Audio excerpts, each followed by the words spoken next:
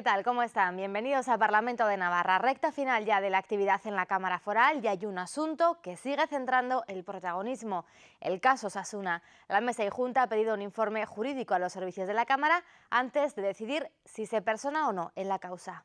En el aire queda la posibilidad de que el Parlamento Foral también se persone como acusación particular en el caso Osasuna. Se ha pedido un informe jurídico a los servicios de la Cámara para ver el Parlamento hasta dónde puede, si no puede, etc. Hemos decidido que lo más sensato y coherente en este caso es esperar. La propuesta presentada por iniciativa de los socialistas navarros es considerada por algunos grupos parlamentarios como un lavado de imagen del PSN. Una actitud de cinismo absoluto y de intentar tapar las vergüenzas del Partido Socialista y creemos también de otros grupos cuando dieron un cheque en blanco. Pretende lavar la cara, ¿no? Con esta iniciativa. Sin embargo, el Partido Socialista se defiende aludiendo a la ley impulsada de Osasuna, que ya contenía varias enmiendas destinadas al control de la entidad deportiva. Una es que la Cámara de Comptos investigue, no a Osasuna, que no puede, pero sí las actuaciones de la Hacienda Tributaria de Navarra, y en segundo lugar que el Gobierno, para materializar el acuerdo que esa ley posibilita, tiene que hacer una auditoría externa. Pero para el Parlamento la cuestión radica en que el proceso jurídico abierto aún en los tribunales se centra sobre la parte privada sin acometer esa deuda pública y de la que los parlamentarios demandan más información.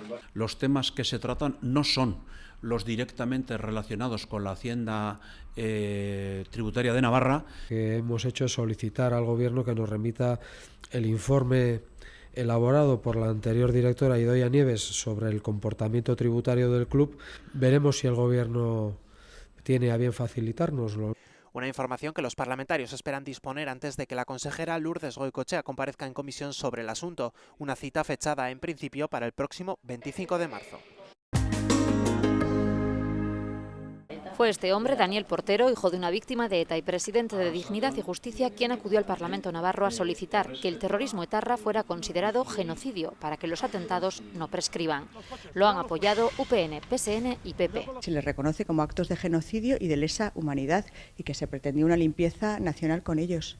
Para el Partido Popular, desde luego, es de los mejores acuerdos, por no decir el mejor, de esta legislatura y nos sentimos muy orgullosos. Puede ser duro el lenguaje, pero más duro son las víctimas de ETA, los asesinatos, los extorsionados, los que no pueden o no han podido vivir en nuestra tierra y todo el dolor que han producido. Ninguno de los crímenes que se cometió por parte de ETA debe quedar en el olvido y que todos aquellos que causaron, pues en este caso asesinatos o cualquier otra acción violenta, pues tienen que pasar por los tribunales de justicia y desde luego que no prescriban para que eso pueda ser así. La declaración institucional habla de limpieza nacional, genocidio y crímenes de la humanidad y corresponsabiliza de ello a la izquierda abertzale, a quien considera cómplice de ETA.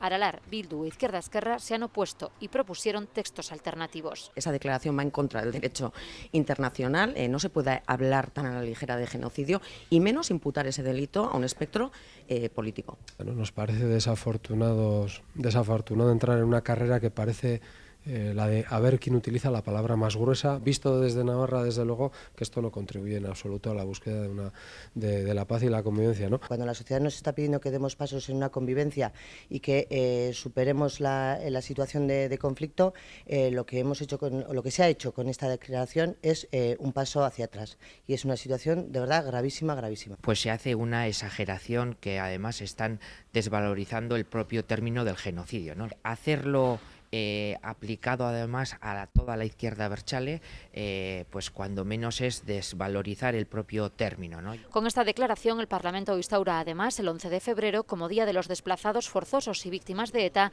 y pide a Educación que incluya el relato de estos hechos, considerados genocidio, en el material didáctico para estudiar en todas las aulas navarras. Escasa documentación y de difícil acceso. Así han definido la mayoría de los grupos parlamentarios la forma de trabajo de esta comisión de investigación de Caja Navarra.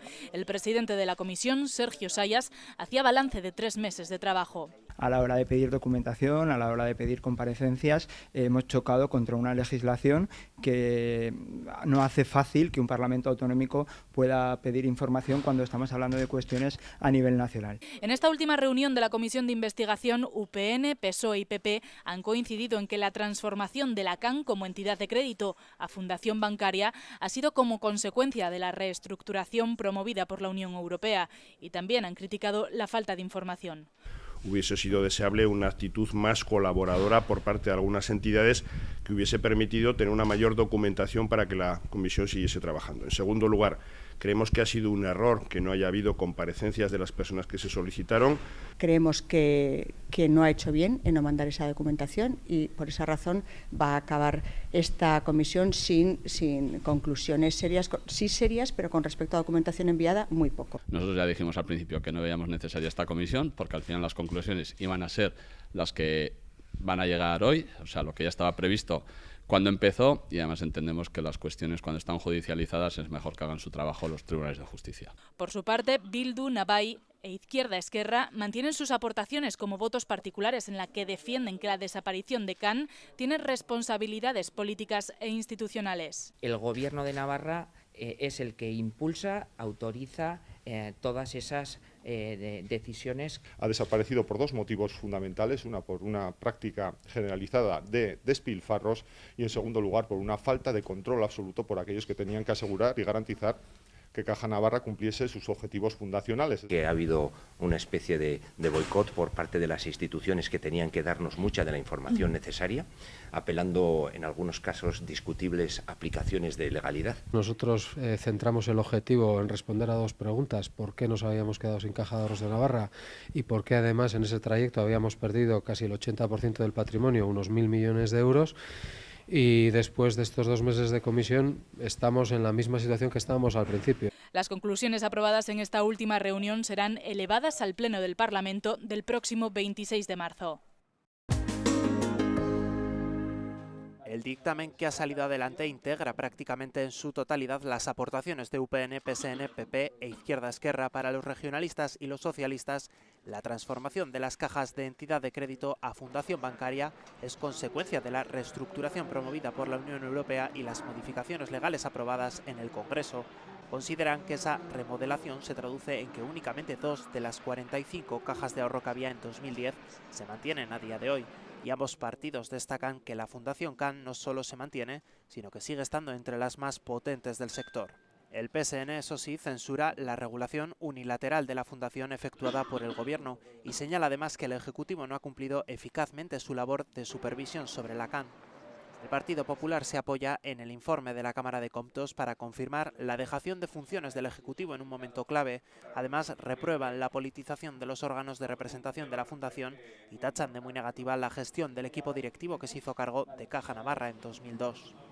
Para Izquierda Esquerra, con otra gestión y otras decisiones, Caja Navarra podría haber sobrevivido a la crisis financiera.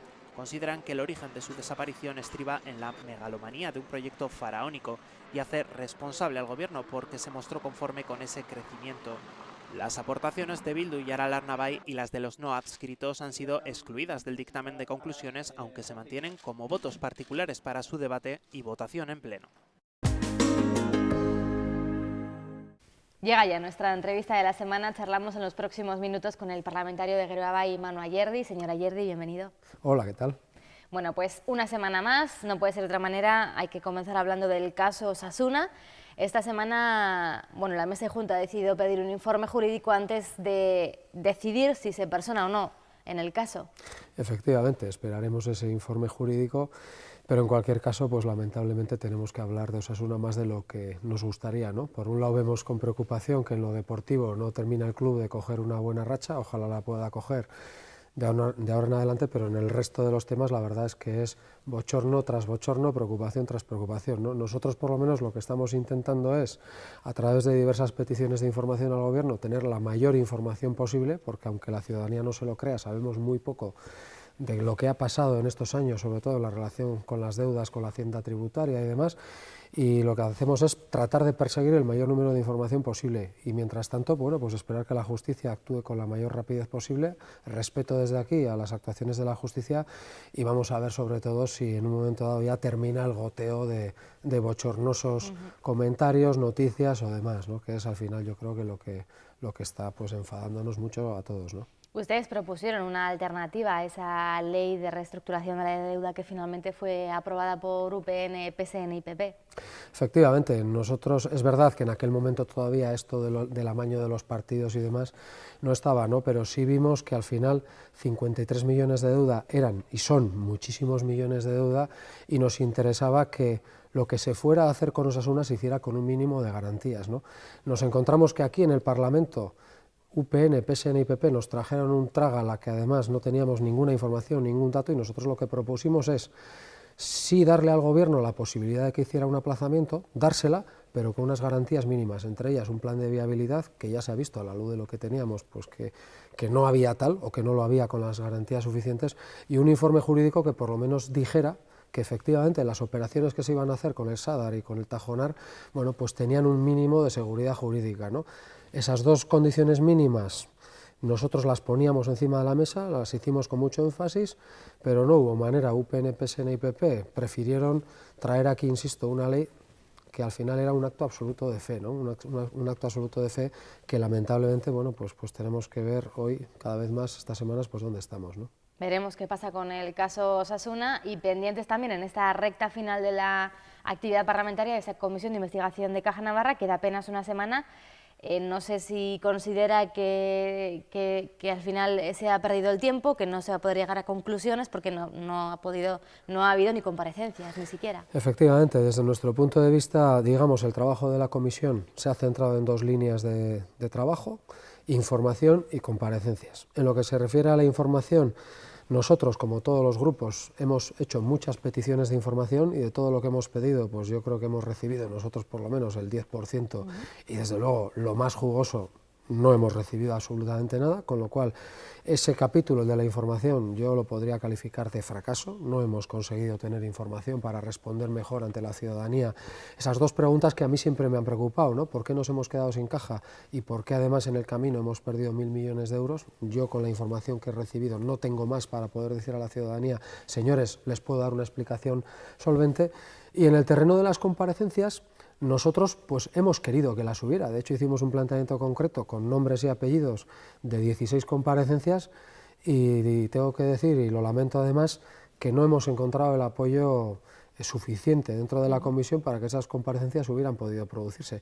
No digo yo que con esas 16 comparecencias hubiéramos sabido absolutamente todo, pero sí hubieran sido unas primeras comparecencias interesantes para ayudarnos a esas dos preguntas que yo decía, porque al final, por un lado la información es importante, pero por otro lado es importante también y necesario que cara a cara con personas podamos preguntar, oiga, ¿usted por qué votó tal cosa? Oiga, ¿usted por qué apoyó tal medida o tal decisión? Oiga, ¿usted por qué defendió que nos incorporáramos a Banca Cívica? ¿Por qué usted defendió que se incorporara a Cajasol? En fin, yo creo que hay muchas preguntas que al margen de los papeles es fundamental cara a cara poder hacer a determinadas personas, ¿no? Nosotros, insisto, planteamos que esto fuera así y lamento que no solo UPN, sino que también otros grupos de la oposición pues no vieran la oportunidad de hacer esas comparecencias. Es verdad que la próxima legislatura vendrá y es verdad que nosotros desde luego ahí pues seguiremos sintiendo la misma necesidad de dar una explicación a la sociedad navarra que teníamos hace 3 meses, hace un año cuando ya apoyamos una primera, en fin, en todas las veces que hemos apoyado, ¿no? Y desde ese punto de vista es un reto que queda para la legislatura que viene, pero yo sí lamento que en este mes de marzo no hubiéramos podido tener unas comparecencias que, bueno, por lo menos hubieran abierto una primera brecha, seguramente a seguir si la mayoría, insisto, así lo ve en la próxima legislatura, ¿no? Reto para la próxima legislatura, por tanto, en esta semana que queda pendiente para aprobar aquí, si da tiempo, previsiblemente parece que sí, esa modificación de la ley de policías, polémica además. Muy polémica. Yo quiero recordar que nosotros no estamos como Geroa y en esa ponencia que lleva, no sé si año y medio o 2 años discutiendo ese tema. Al principio, cuando la ley fue admitida a trámite, hicimos unas enmiendas, pero luego ya vimos que aquello iba a ser muy complicado, muy confuso, y como nosotros al final solo somos 2, pues decidimos retirar las enmiendas y dejar que el trabajo avanzara y ya nos posicionaríamos. La verdad es que en este momento el resultado de la comisión nos genera dudas, yo creo que le genera dudas a todo el mundo. Y nosotros desde ese punto de vista sí vamos a dar un voto de confianza al trabajo de la oposición y vamos a optar por una abstención, que yo creo que es lo más razonable en este momento, ¿no? Es decir, el producto que sale nos genera dudas, hay cosas que nos gustan, cosas que no, y desde esa perspectiva nosotros por lo menos vamos a optar por una abstención. Y queda también pendiente por aprobar en ese último pleno de la legislatura de la semana que viene esa ley de las denominadas otras víctimas. Hemos ido escuchando aquí en la Cámara a familiares, ¿no?, de esas denominadas otras víctimas. ¿Qué valoración puede hacer respecto a esta ley? Pues a nosotros nos gustaría que saliera, ¿no? Desde el minuto uno dijimos que la proposición de Izquierda-Esquerra era una proposición interesante porque permitía, si sale, cerrar un capítulo legislativo en Navarra importante. Tenemos la ley de víctimas de ETA, que yo creo que es una ley importantísima, tenemos también la ley de las víctimas de la guerra civil y del franquismo, y yo creo que con esta tercera pata, bueno, pues podíamos cerrar una visión integral, digamos, de las distintas víctimas y sus tipologías, ¿no? Por eso la proposición de Izquierda-Esquerra nos parece interesante. Hemos hecho bastantes enmiendas, yo creo que con un ánimo muy positivo y muy constructivo. Algún otro grupo también ha hecho enmiendas, y yo lo que espero es que de aquí hasta el lunes, que tenemos la comisión en la que vamos a debatir las enmiendas, pues podamos trabajar unos consensos mínimos y razonables para que salga algo correcto, potente e interesante, y yo creo que ataque bien la cuestión, y para mí por lo menos sería muy satisfactorio si conseguimos eso y el jueves en el pleno pudiéramos conseguir efectivamente aprobar una regulación, insisto, que junto con la de las víctimas de ETA y con las víctimas también de la guerra civil y del franquismo, pues cierre ese cuerpo legislativo que yo creo que en Navarra, bueno, pues nos permitiría tener una visión integral que nos hace falta, ¿no? Sería un punto adelante. Vamos a ver si somos capaces, ¿no? Y llegados a este punto, pues lo que toca ya es echar la vista atrás y hacer un balance de esta legislatura parlamentaria. Yo creo que ha sido una legislatura atípica en todos los sentidos, ¿no? Para nosotros además en particular, porque quiero recordar que tanto mi compañero Pachi Leuza como yo pues fuimos en su momento expulsados del grupo en el que inicialmente empezamos el tema, y hemos tenido que ser los primeros parlamentarios no adscritos de la historia del Parlamento de Navarra, lo cual ha sido especial, ¿no? Yo creo que lo hemos intentado hacer de la mejor manera posible y siempre tratando de aportar en positivo y con las posibilidades que nos daba el reglamento, con lo cual por ese lado atípico, pero yo haría un balance positivo. Y desde el punto de vista político, pues yo creo que es una legislatura que se rompió en el momento en que UPN decidió romper el gobierno de coalición con el Partido Socialista, ¿no? De una legislatura en la cual había un gobierno que contaba con un sólido respaldo parlamentario, pues pasamos a tener una legislatura por delante en la cual el gobierno se quedó solo, no solo en minoría, sino que además se quedó con una enorme dificultad para alcanzar acuerdos sólidos en cuestiones importantes, ¿no? Y eso ha marcado absolutamente los 3 últimos años de la legislatura. Yo creo que eso no debería haber sucedido. En mi opinión, cuando un gobierno se queda solo y además sin capacidad de sumar mayorías en un sistema democrático, lo que debería haber es elecciones anticipadas. Aquí, sin embargo, UPN decidió no propiciarlas y el Partido Socialista decidió tampoco no propiciar una moción de censura, y por la decisión de ambos pues hemos vivido una situación de inestabilidad que yo creo que es atípica, no es deseable en un sistema democrático, y yo creo que ha generado múltiples problemas, ¿no?, desde mi punto de vista. ¿Y a partir de mayo qué? Porque está claro que no va a haber mayorías, es lo previsible, y parece muy difícil la posibilidad de pactos. En primer lugar, por nuestra parte, un enorme respeto a lo que decidan los ciudadanos, ¿no? Yo creo que los ciudadanos el 24 de mayo van a ser los absolutos protagonistas, porque van a decidir poner a cada opción política en su sitio, ¿no? Seguramente todas las fuerzas, también Geroa Bai, peleará por estar en el mejor de los sitios, como todas, pero luego será la ciudadanía la que nos ponga en nuestro sitio. A partir de ahí, cuando veamos la foto del 24 de mayo, efectivamente, yo creo que el reto será, sin ninguna duda, conformar un gobierno estable. No a cualquier manera, no de cualquier forma, porque si estamos criticando en esta legislatura precisamente la inestabilidad en la que hemos vivido, lo que no podemos hacer es caer otra vez en ese mismo error, ¿no? Yo confío en cualquier caso que Geroa Bai tendrá un protagonismo importante, y yo creo que será una de las fuerzas llamadas a liderar un gobierno de coalición, donde desde luego pues tendrá que haber más de una fuerza y seguramente más de dos, ¿no? Y lo que está claro es que va a haber una fuerza nueva en este Parlamento, Podemos. ¿Cómo los valora? Bueno, parece que sí, parece que finalmente van a decidir todo apunta a ello, es algo gran sorpresa. Todo apunta a ello. Bueno, nosotros digamos que con Podemos seguimos teniendo, yo creo que el interrogante que tienen muchas personas, quizás por los sinsabores vividos con el Partido Socialista, de dónde se toman las decisiones, ¿no? Será una cuestión que Podemos tendrá que aclarar, pero a partir de ahí, como con todas las demás fuerzas, pues un respeto enorme al trabajo de nuestros adversarios políticos. E insisto, la ciudadanía será soberana, veremos dónde coloca a cada uno, también a Podemos, ¿no? Veremos dónde les coloca y cuál es el mensaje que les traslada a la ciudadanía, a Podemos, a EH Bildu, a UPN, a PSN, a Geroa Bai también, y en fin, y a los demás, ¿no? Interesante, sin duda, muy interesante lo que ocurra en esas elecciones autonómicas y municipales y difícil hacer quinielas. Señora Yerdi, muchas gracias por acompañarnos. Un placer, aunque haya sido la última vez ya de la legislatura. La última entrevista, muchas gracias. Nueva sesión del segundo seminario sobre el convenio económico entre el Estado y la Comunidad Foral de Navarra. Varios expertos han disertado sobre la resolución de conflictos en el marco del convenio económico. El Parlamento de Navarra celebró esta semana la clausura del segundo seminario sobre el convenio económico, una mesa redonda que giró en torno a la resolución de conflictos en este área. El acto, moderado por el catedrático de Derecho Financiero y Tributario de la UPNA, Fernando de la Hucha, también contó con la presencia de Isaac Merino, vocal de la Junta Arbitral del Concierto Económico, y su presidente, Antonio Cayón, que destacó que el órgano es uno de los grandes desconocidos, generando importantes dudas y matices. No somos un órgano de la Administración, pero se nos aplica la norma común del procedimiento administrativo. Si el convenio es algo paccionado, si la foralidad en materia tributaria de Navarra, sus genes son precisamente el sentido del pacto y del acuerdo, pues que la interpretación y la aplicación se produzcan también con un instrumento que responda a esa naturaleza de pacto. Y la Junta responde precisamente a esa naturaleza. Que el conflicto termina y la competencia de la Junta cesa en el momento en el que las partes se ponen de acuerdo. La Junta no tiene nada que decir. Si las partes han dicho la competencia es tuya, la competencia es mía, el domicilio está aquí, se acabó. Por su parte, Isaac Merino subrayó que las juntas arbitrales se encuentran en un momento de revisión que no será definitivo, de la misma manera que no lo fue en el pasado con las modificaciones producidas en 1981 y 2002. Además, trazó una distinción entre las juntas arbitrales del convenio y la del territorio común, cuya diferencia radica en que cuelga del Ministerio de Economía y Hacienda.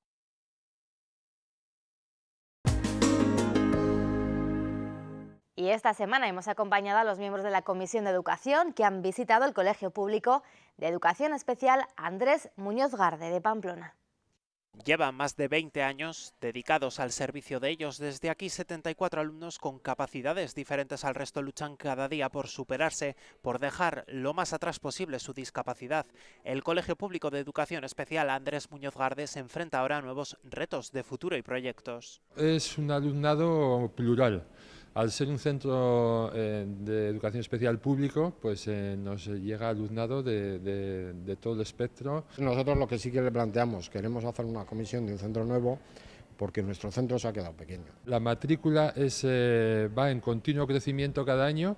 El año que viene ya estaremos en 80 alumnos aproximadamente y los espacios y la realidad y toda la idea que tenemos sobre la educación especial nos lleva a considerar unos nuevos espacios que den respuesta a las necesidades pedagógicas de este alumnado. Tenemos muchos chicos con problemas motóricos, necesitamos de grúas, necesitamos de sillas, entonces los espacios y tal se han quedado pequeños, tanto las aulas como los pasillos para el traslado, los baños, o sea, se nos ha quedado todo muy pequeño. Para ello, la Comisión de Educación del Parlamento Foral de Navarra visitó las instalaciones en las que comprobaron cuál es la manera de trabajar con el alumnado que versa entre los 3 y los 21 años. Siempre lo que tenemos de fondo es una metodología muy funcional, muy significativa y que todo alumnado tenga la posibilidad pues, de tener el máximo posible de autodeterminación, de capacidad de decisión, de capacidad de autonomía para la vida adulta. La integración de las familias dentro de lo que es la comunidad educativa de un centro de educación especial es